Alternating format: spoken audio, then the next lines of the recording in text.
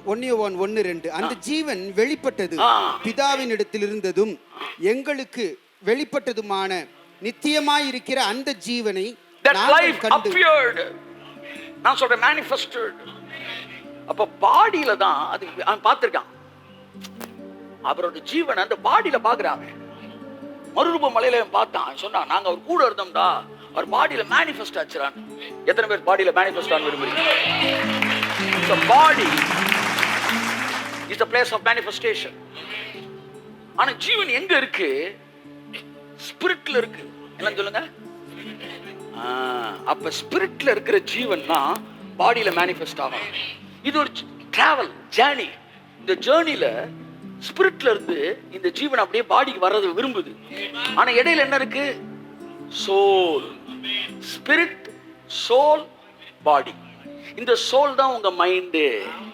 இந்த மைண்ட் வந்து கொஞ்சம் ஃப்ரீயா இருந்தா இந்த ஜீவன் வந்து பாடிக்கு வந்துடும். அதனாலதான் அதை ஃப்ரீயா இருக்க விடாம உங்களை தொடர்ந்து தொலைபேசி எண்கள் வந்து கொண்டே இருக்கிறது. உடனே கர்த்தர் ஜீவனை பேசுறதுக்கு வேகமா டோரை நாக் பண்றாரு. எங்க இருந்து? ஸ்பிரிட்ல இருந்து ஆத்மா தட்டுறாரு.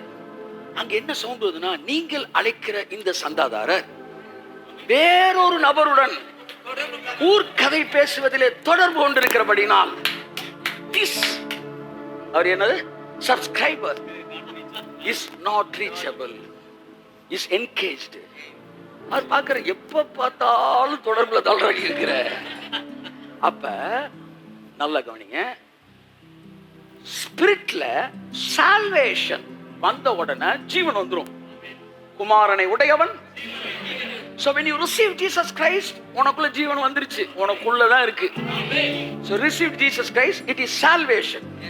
When you open your mind, it is meditation. When you start meditation, it comes as a manifestation. Salvation in spirit, meditation in mind, manifestation in body.